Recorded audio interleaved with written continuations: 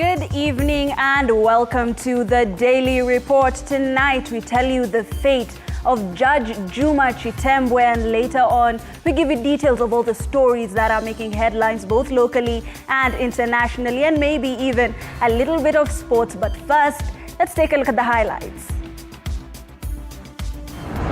Tonight, Supreme Court has dismissed an appeal by former High Court Judge Juma Chiemu over corruption allegations.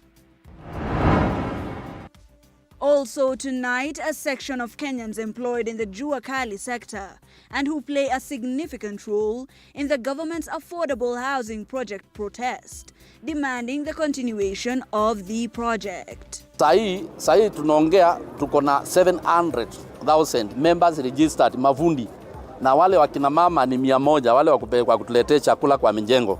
Hao watu wote mahakama hii ikisimamisha wataenda wapi?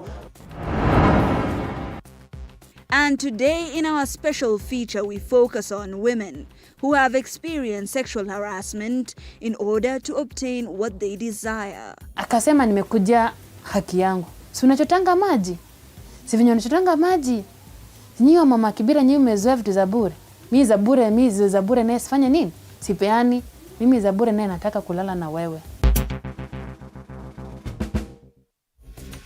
Welcome once again. My name is Hibak Said. On the sign language interpretation tonight is Rhoda Nyamai. To start us off, the Supreme Court has sealed the fate of embattled High Court Judge Juma Chiemu by saying, or rather by okaying his removal, as determined by a tribunal that found Chiemu to have breached the judge's Code of Conduct and Ethics, which also amounted to gross misconduct. Judge Chitemu's removal ensued following viral video leaks by former Nairobi Governor Mike Mbuvi Sonko, alleging he was engaged in misconduct and a scheme to compromise a case. Moige William with the details. Led by Justice Mohamed Ibrahim, a 5-judge bench including Justice Smoking Wanjala, Njoki Ndongo, Isaac Lenaola and William Oko, sitting at the Supreme Court of Kenya, have ruled that former High Court Judge Juma Chiemu had breached the Code of Conduct of Ethics, further dismissing Justice Chitemu's petition to appeal against a 12-member tribunal's decision to have him removed from office. Justice Chitemu's petition had launched an appeal with the highest court in the land after he was implicated in allegations of corruption after former Nairobi Governor Mike Sonko released video clips and cell phone recordings implicating the judge in corruption-related matters. In the ruling, the Supreme Court judges noted that, and I quote, the tribunal's finding that the petitioner's conduct was in breach of the Judicial Service Code of Conduct and Ethics, Regulation 2020, and amounted to gross misconduct contrary to Article 168(1)(b) and (e) of the Constitution. Further in its ruling, the Supreme Court highlighted that they were in agreement with the tribunal's decision to remove Justice Chiemu from office, as there was evidence to prove his conduct was against the judge's code, adding that the petition of appeal failed. The 5-judge bench was satisfied with the tribunal's conclusion that the evidence presented established that the petitioner's conduct was in breach of the Code of Conduct and Ethics. Earlier, the tribunal, chaired by Court of Appeal Judge Mombi Ngogi, which unanimously recommended that Justice Chiemu be removed from office, found him guilty of 4 of the 6 allegations of misconduct that were leveled against him by the Judicial Service Commission. Viral video leaks by Mike Sonko formed part of the electronic evidence supporting allegations leveled against Chiemu. The tribunal found him guilty of acquiring a proprietary interest in land parcel in the Kinondo area of Kwale County, which was the subject of a succession case pending before him, thus breaching the Judicial Service Code of Conduct for judges. The tribunal also found Chiemu to have grossly misconducted himself by presiding over a bench in the impeachment case of former Nairobi Governor Mike Sonko while being known to closely associated with the county chief, who was one of the petitioners. Chiemu also held a meeting with Sonko during which he offered legal advice on the viability of an appeal and then proposed grounds of appeal against the judgment that upheld his impeachment. Moige William, TV47. Thank you, Moige William. Now, Kenya has executed a payment of 10.8 billion shillings in interest, which is a necessary installment on the $2 billion Eurobond. In a press statement sent to newsrooms, the National Treasury says the financial commitment was achieved through prudent use of revenue collections. Now, this has also reduced the yields on Kenya's Eurobonds in the global financial markets. According to the National Treasury, the final interest payment on the Eurobond is scheduled for the last week of June 2024, alongside the repayment of the principal amount of $2 billion. Additionally, Treasury says the country's revenue generation aims to curtail borrowing, reduce debt levels over the medium term, and eventually enhance the well-being of Kenyans.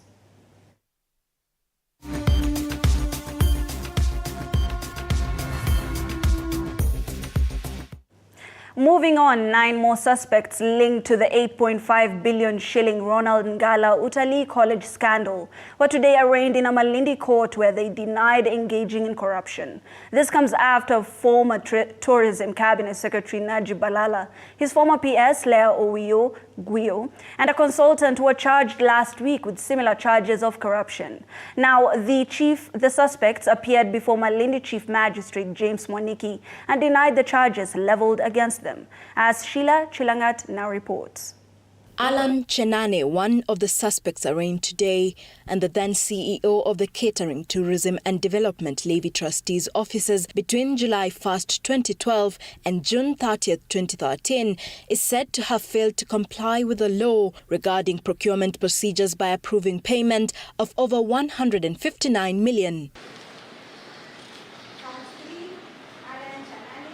This former CEO was also charged with failing to comply with the law relating to procurement regulations for the design documentation, supervision and contract management of the proposed Ronald Gala Utalii College.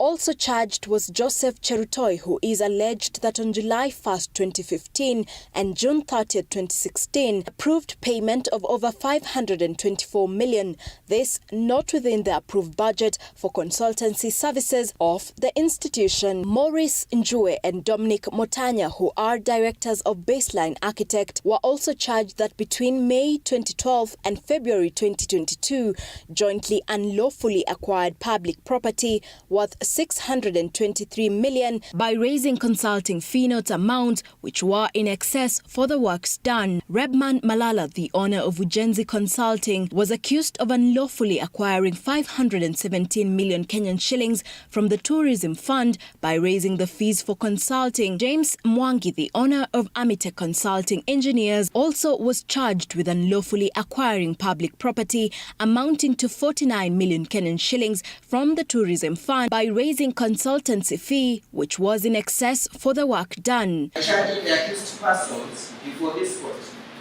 the presumption is that these investigative agencies and all the documents are ready for the trial of the accused persons, because they never knew the mind of the court. What if the court came and said, we start the trial tomorrow? The ruling on application for gag orders against the ODPP and the EACC will be reserved to the mentioned date. All the suspects denied the charges made against them. The case will be mentioned on January 11th, 2024. Now, a section of Kenyans employed at the Jua Kali sector involved in the construction of government's affordable houses have called on the judiciary to allow the government to continue taxing Kenyans for the housing levy in a bid to sustain job opportunities created since the project began. The craftsmen and other stakeholders who stand to gain from President William Ruto's action plan contended during their protest that their livelihoods would be severely impacted if the project failed. Last month, the court granted stay orders prohibiting the repeal of the affordable housing levy until January 10th, 2024. Micah Gongo with the details. The demonstrators, who identified themselves as slum dwellers, masons, architects and sand harvesters who would benefit from the affordable housing project, said the current public debate on the issue runs the risk of undermining the government's housing policy. Ni mradi mzuri sana. Sasa hii new regime wakati imeingia, our president amekuja na nguvu mingi, hii manyumba ziendelee Kenya mzima.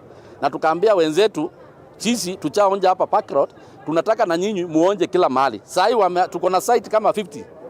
Sasa hizi zinaendelea. Sasa hizo zote zikisimamishwa sitaenda wapi? Ile kitu iko tuchukuane kama brothers, patriotism kama brothers, kwa sababu tusipomaliza hizi Islams, hata wewe unakaa hizo nyumba za juu, utapata mtoto wako drugs zina sneak kwa estate za maana. So wakati hii mjengo inasimamishwa kwa sababu ya housing levy, inatuma sana kwa sababu the crime rate itakuwa juu. Sasa hivi mnasema vijana wana job, wakianza kuibia tu mnaanza kulia insecurity. Wamepewa sasa form ya kujishikilia, tena imekuwa inawaudhi zaidi.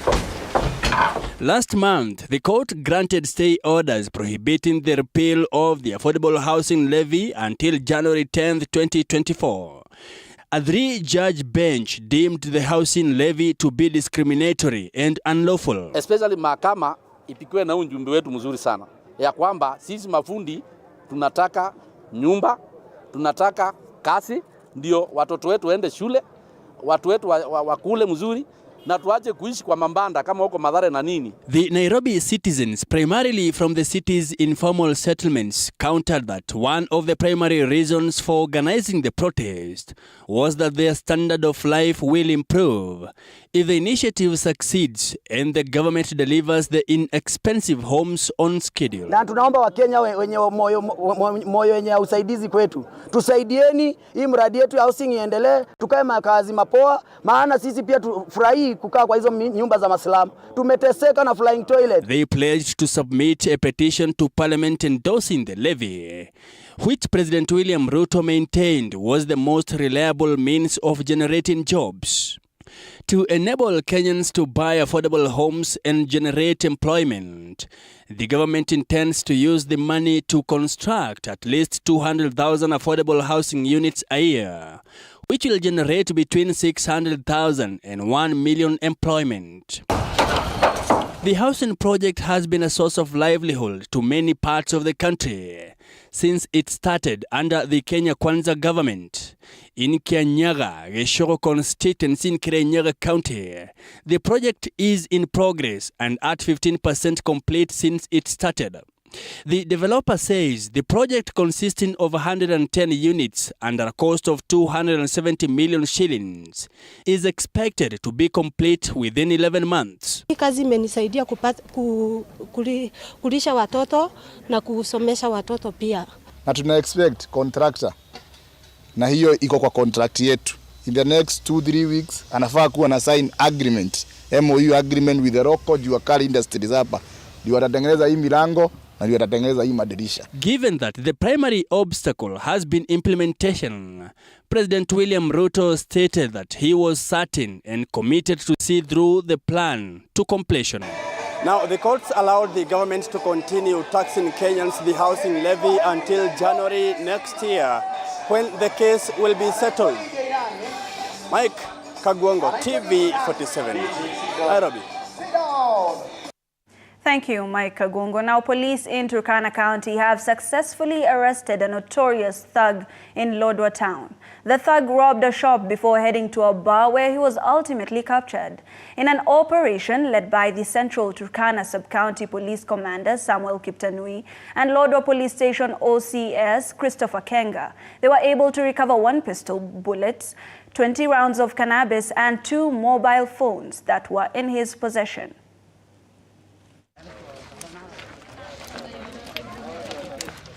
The suspect has been searched and placed in our custody and is under further investigation and analysis by our men from the station and the DCI. And they will be processed soon to appear before the court to answer the charges. Nilikuwa hapo kwa duka yangu ya Victoria, the shop. Hiyo jamaa akakuja akaniuliza kama niko na pesa M-Pesa, nikamwambia M-Pesa bado. Alafu akaniambia ni ni DStv. Ananisugusa. Nikamuuliza sindi iko wapi. Sasa akatoa bunduki akaniambia unatoka ama utoke nikue. Yangu tu ilikuwa mpya, hata ingekuwa ilikaa tu kutoka nilifungua tarehe 26. Elsewhere, the fight against female genital mutilation is ongoing in West Pokot County and is starting to bear fruit in parts of Suk within that county, as ex-cutters now surrender their knives to join locals in fighting FGM through songs and dances. Through the Umoja Development Organization, more than 10 groups, including men, women, girls and boys, won cash prizes after emerging winners in a competition that brought together area authorities in the area. This story was produced by Andrew Juma.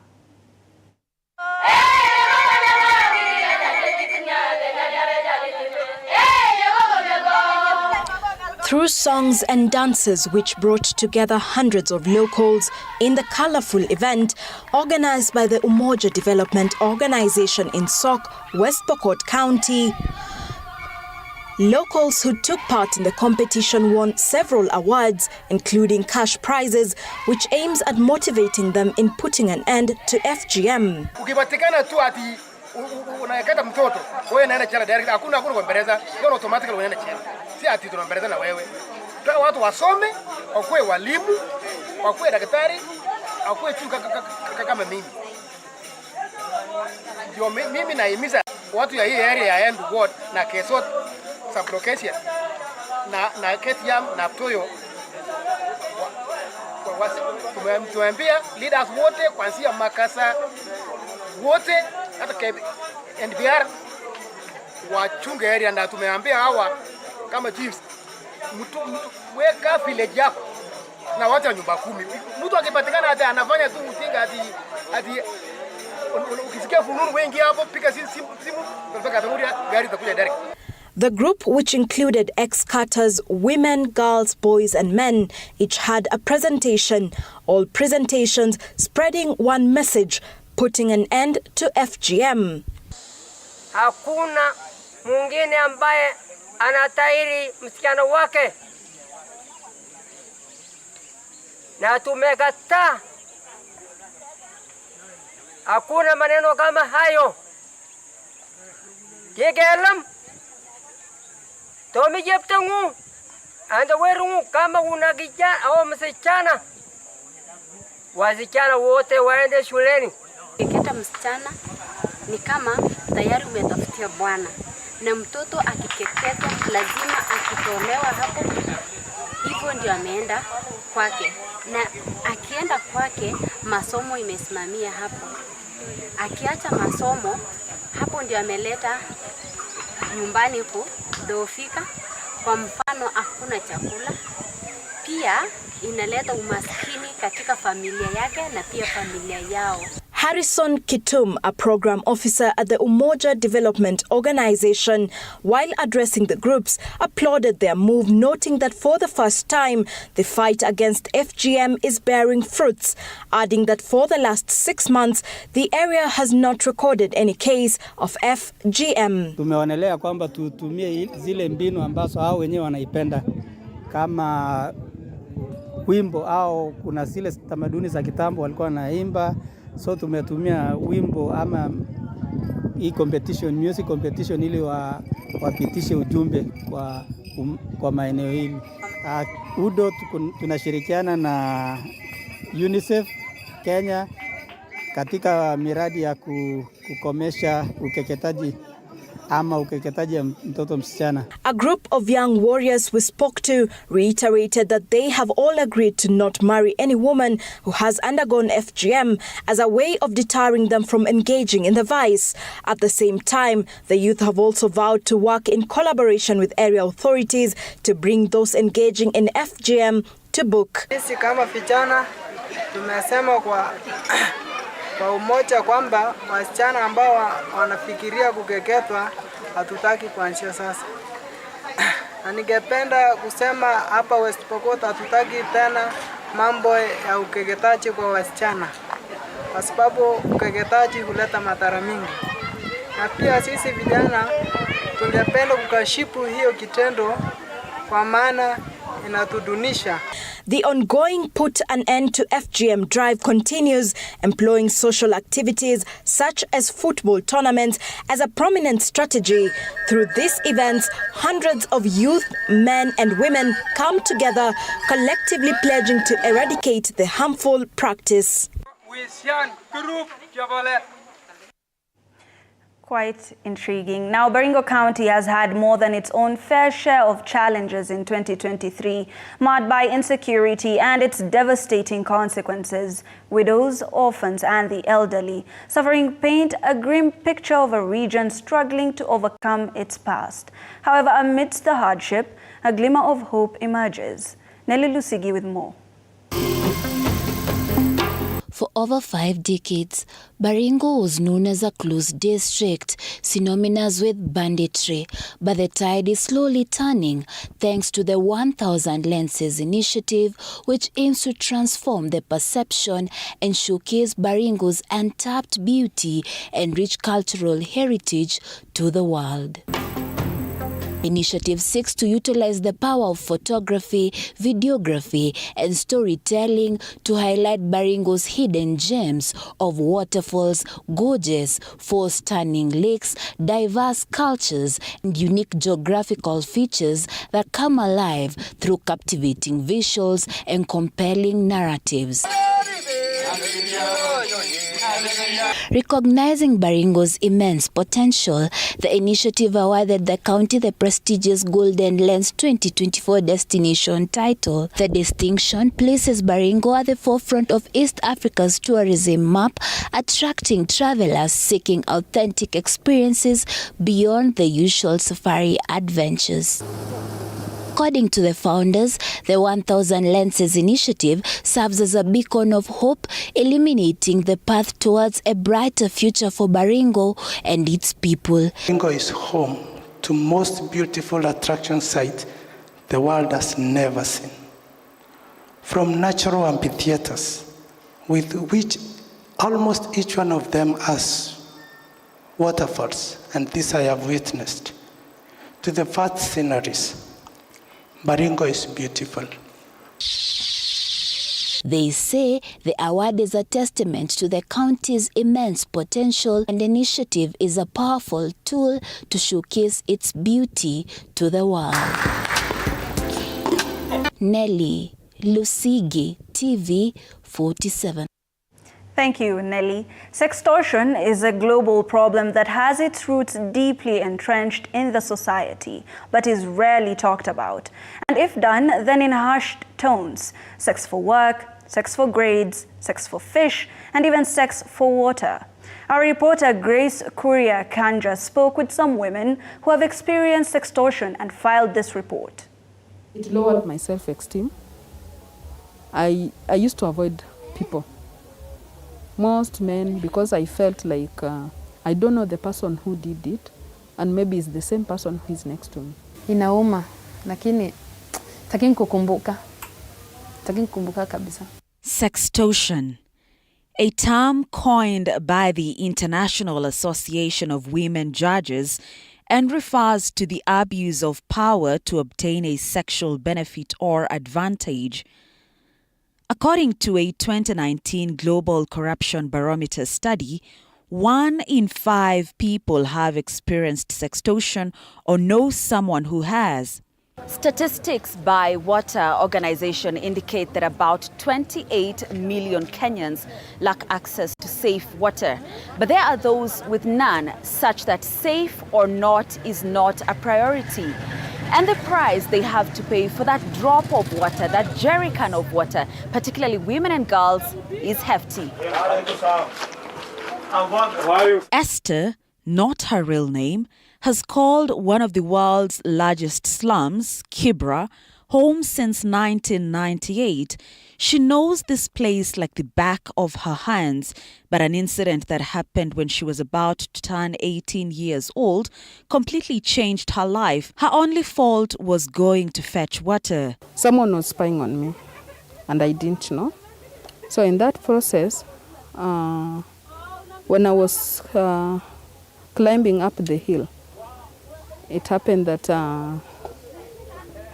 someone pulled me from behind And I couldn't know like who is coming or who is pulling me because it was still dark. So what really happened, my can fell down and I was ambushed. So in that process of like seeking help, my mouth was covered plus my face. So I couldn't see who the person was. So before I could realize what really happening, the guy was on top of me and he raped me. According to a research by SIGNET, sex for water is so entrenched here that there is a local lingo for it, water for water or maji kwa maji. People who are the water vendors, that is, at least they negotiate sex for water. So you exchange the good with sex. So you get other people who are buying into that, and you have the other ones who are not. Then at long last, you get, maybe if there is water, eventually you get the ones who are giving in to that condition are the ones who will get water. But if you are not buying into it, you won't get water. With her dreams of joining college shattered, Esther chose to keep to herself. I was asking myself, how did it happen? Why did it happen to me? Where did I go wrong? And there was no one to share with. Yes, I was living with my mom. My mom is a single parent. But now, how can you explain that? A few meters from where Esther stays, we are headed to hear from another woman. But on the way, I couldn't help but notice these water boots, and the only thing on my mind is if only they were functional. We get to Sandra's place, not her real name, and her experience is no different. Ikafika time nikasema, sina maji, niko na mtoto kwa nyumba, na mtoto ni mdogo, na nafaa fulio manguo. Ikafika sasa nikasema, tena niende niongee na mtu anauza maji, anielewe nyewe sasa sina mtu mwenye ananipea hata chakula. Sasa niende niongee na at least nichotenge maji, siku ninapata nampatia, siku napata nampatia. Sounded like a fair deal from an understanding gentleman, only for his clothes to come out the day he came to her house unannounced one night. Akasema nimekuja haki yangu. Kamuuliza haki gani? Kanambia pesa. Namwambia pesa? Hati hapana, nilikuwa nimesahau nimekujia sex. Nikamuuliza sex? Mimi? Ambia hapana, nimekujia. Si unachotanga maji? Si vinyo unachotanga maji? Nyinyi mama kibira nyinyi mmezoea vitu za bure. Mimi za bure naye sifanya nini? Sipeani. Mimi za bure naye nataka kulala na wewe. But see, those two experiences are not the only forms of sextortion here. Due to water scarcity and the high poverty levels, both men and women often share bathrooms that cause trouble for Sandra. Kumaza kushawa? Nasikia wanu vijana wengine wanacheka huko. Sijui wanacheka nini. Sikuwa najua wanacheka nini. Mimi nikamaliza. Nikaenda kwa nyumba nikavaa manguo. Sasa tumekaa. Tumwambia unajua nini? Tena katoto tu. Tena katoto kangu wako unajua haka kakoshapo. Kanambia mama, unajua nini? Nimekuona.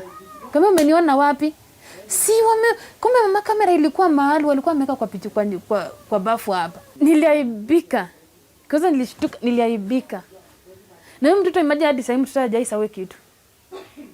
Bado anasemanga. Ati mama, mimi nilikuona uti. Various organizations such as the Romande Trust have stepped in to especially offer psychological support to the women. We engage other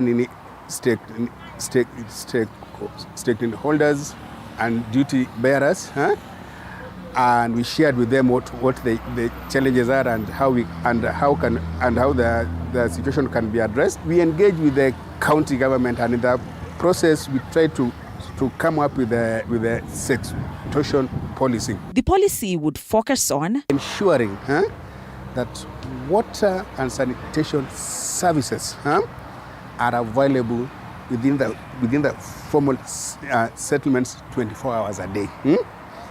Number two, to ensure that the cost of water and sanitation is manageable. We sought to find out if government representatives are actually aware of what is happening on the ground, and were told there's a research that's been ongoing. The study was commissioned about a year ago, and I went for it. And we're supposed to organize for the consortium of CSOs that deal in the water and sanitation sector to go in and meet the CS so that they can table the study and see from the ministry what is going to be done. But you have to understand that water is also devolved.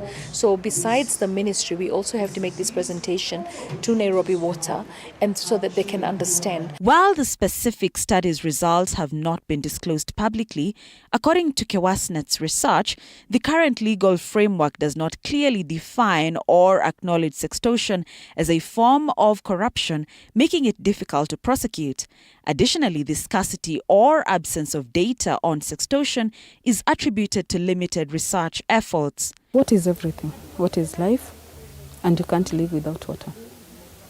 A person can live without food, but not water. If at all water was readily available and accessible, I don't think if I'll fell a prey to what really happened to me. Grace Kuriakanja, TV47. Wow, what a story. Thank you so much, Grace Kuriakanja, for that. And that story ushers us to a very short break. We'll be right back.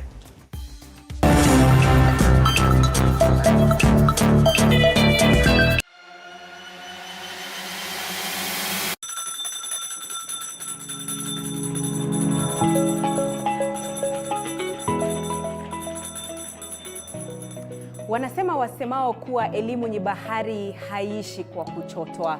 Wakati mwingi natangamana na wanafunzi madarasani, sio kama mwalimu bali kama nahodha kwenye kipindi cha tasnia ya elimu. Na iwapo utanikosa madarasani, basi utanipata nyanjani nikisaka habari zenye usawa, ufasaha na ukweli. Na iwapo utanikosa nyanjani, bila shaka utanipata studioni hapa nikisoma habari na kuendesha mijadala mikomavu. Mimi ni Andrin Kilemi, mpenzi wa lugha ya Kiswahili na elimu kwa jumla.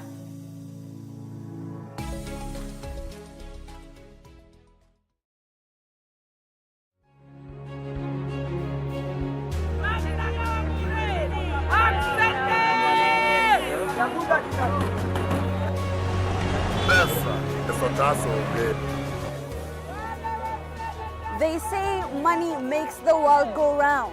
So let's slow things down a bit. Put things in perspective. From the markets to the streets to the stocks, we make the complex comprehensible. Join me, Hibak Said, on TV47 Business News for market insights like never before.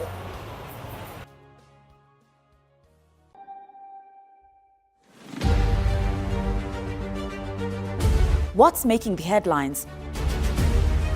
What does it mean to you? How does it affect you? We answer all these questions every Sunday for half an hour on To The Point Show. Hey, I'm Grace Kuriakanja, and a lot has happened this week. Let's dive into it.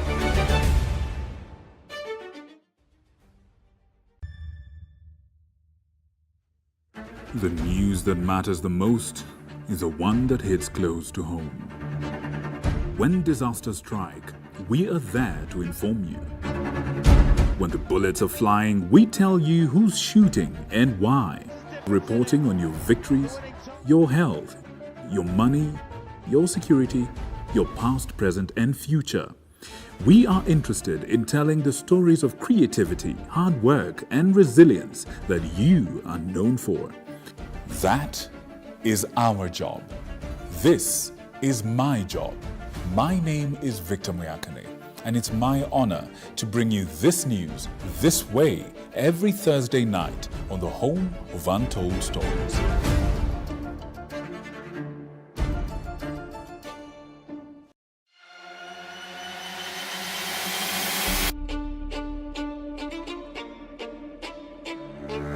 Katika majengo haya Hapa ndipo sheria zinapotungwa na zinapopakuliwa. Nitakuletea viongozi mbalimbali, mirengo mbalimbali, wote kwa pamoja wakipika na kupakua.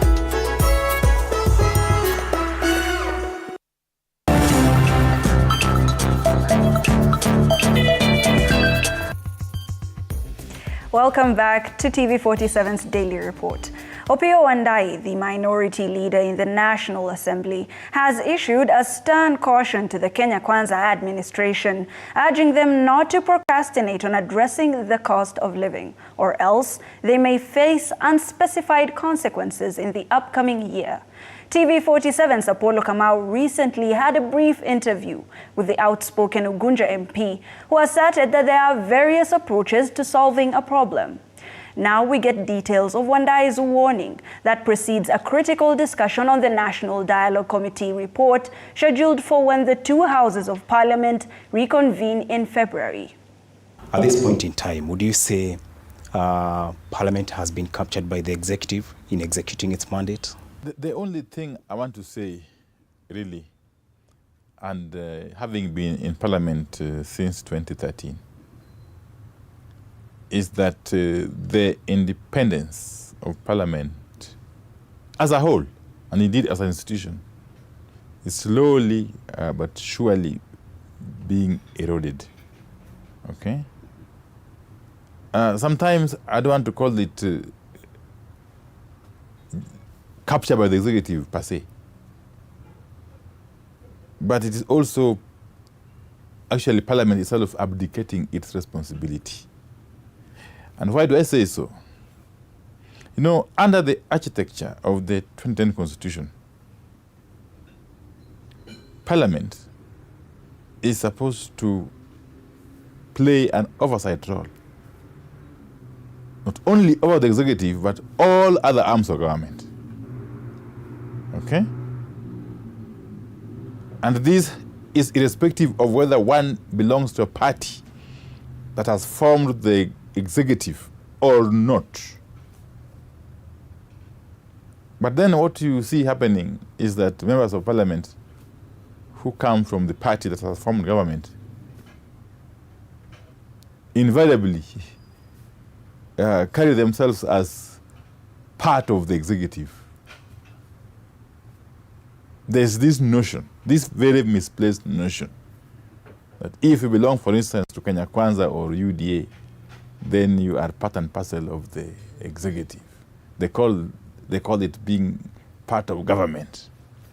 Okay? Kundani ya serikali. And then, therefore, in the process, they lose focus on their core mandate as members of Parliament, which is actually to provide oversight over the institutions of government, be it the legislature itself, the executive, and indeed the judiciary. Okay? And that the work of oversight is now left to what they are calling opposition, which is also a misnomer, because under the current constitution there is no opposition. We only have majority and minority sides. Be that as it may, in the process, the executive has taken advantage of that lack of clear understanding by members who come from the party that has formed government of their clear mandate. And therefore, the executive has continued to push through its agenda, some very unpopular. If you can recall, for instance, the matter of the Finance Bill 2023. It has been able to use the artificial numbers that Kenya Kwanza commands to push through this legislative agenda, which end up hurting the common person. Okay? So when policies and legislative agenda that are unfriendly to the public, that sometimes appear punitive to the public, get passed through Parliament as a result of the artificial majority that the Kenya Kwanza enjoys, then in the final analysis, it would be correct to say that Parliament is an accomplice in the punishment of the public by these punitive policies and agenda. Okay? So it has been a tough year. But I am happy and proud that as Azimio Coalition, we have done our bit to keep the executive in check. I can tell you, if it was not for us, we would have been in a worse situation now. Okay? As they say in democracies, the majority have their way, whereas the minority have their say. So that say is very important because many a time it flags out very, very, very negative agenda. And that makes the executive and therefore to retreat many a time. And therefore our presence and contribution in Parliament has been of utmost importance. Do you feel helpless as the opposition given the current setup of the 13th Parliament? And what can we expect from the opposition as we head into 2024? As members of Parliament from the Azimio Coalition, we cannot imagine that we can be helpless when we have the teeth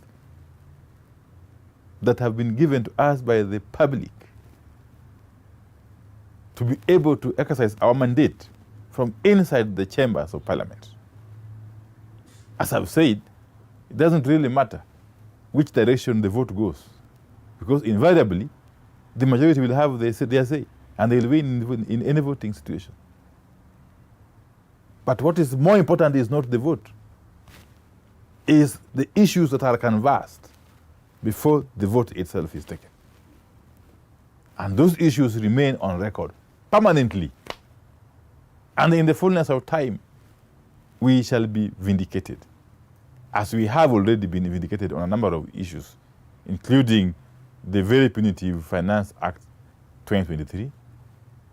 Recall that the court itself, the High Court itself, has proclaimed the housing levy unconstitutional, vindicating basically our position that we held from day one. Yes. So we are in no way feeling frustrated. No. We are alive to the fact that we may not win the vote in the House, but we have got the opportunity and the chance to express ourselves robustly, yes, fearlessly, yes, and openly, yes, on a number of issues that are of importance to the public, to whom we are responsible. We are seeing a trend here in Parliament where the executive is bringing bills. And to quote an example of the Attorney General who is being bypassed, are you concerned about this? We know that the office of the Attorney General, as an institution under the Constitution, should play a very critical role in the governance mechanisms in the country. So any attempt to encroach into the territory of the Attorney General could only be ill-intentioned, could only be as a result of ulterior motives, and we condemn them vigorously. And we hope that in the final analysis, sanity will prevail and every institution will be given their space to execute their respective mandates, including the office of the Attorney General. There is the issue of the cost of living. What are the specific measures will you push for to make sure this central issue in your agenda is addressed come 2024? Let me tell you, without thoroughly getting into details, that there are very many ways of skinning a cat. I'm sure you know that. Yes. At this point in time, we just want the public to get to understand that on the matter of the cost of living, we are not going to relent. Okay? And we're going to adopt a lot of and very many different strategies to deal with this question. The public should remain patient with us, even as we know that the matter of the cost of living is a responsibility and the duty of those who are in government, those who are governing the country. But we shall not let the public down. We shall do whatever it takes to ensure that the government is pushed to do what it should do. As a new coalition, we have made our position very clear. We are supporting the report. We are supporting the National Dialogue Committee report, okay? For the simple reason that there are certain gains, okay, in the report for the public and for the country that we don't wish to discard or throw away with the bathwater, as they say it, okay? We can't afford to throw away the baby with the bathwater. But even as we adopt the report, and hopefully the instruments that are tied to the report, the legislative instruments, we have remained clear in our minds that the question of the cost of living has to be addressed. We did offer our suggestions, very practical suggestions, at the table of dialogue on how the cost of living can be reduced. As it were, the Kenya Kwanza side declined to adopt our very progressive proposals on how to manage the cost of living. And we said, fine, it's your business. You are the ones who are governing. If you don't listen to us, it's up to you.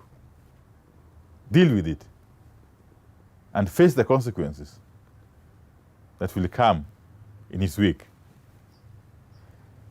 So we are going to continue to remind Kenya Kwanza that it is their duty to reduce the cost of living, that the Kenyan people can no longer be able to cope with the rising cost of living. The time will come when they shall say enough is enough. Okay? So it is incumbent upon those who are governing to take this matter very, very seriously and deal with it as expeditiously as possible, because it's a ticking time bomb. If left unaddressed, it could consume all of us in the fullness of time. So we remain very vigilant as Azimio, even as we adopt the NADCO report. We remain extremely vigilant. And we do so knowing fully well that throughout the history of this country, at least the post-independence history, the kind of reforms, the kind of democratic gains that we've been able to achieve have been achieved incrementally,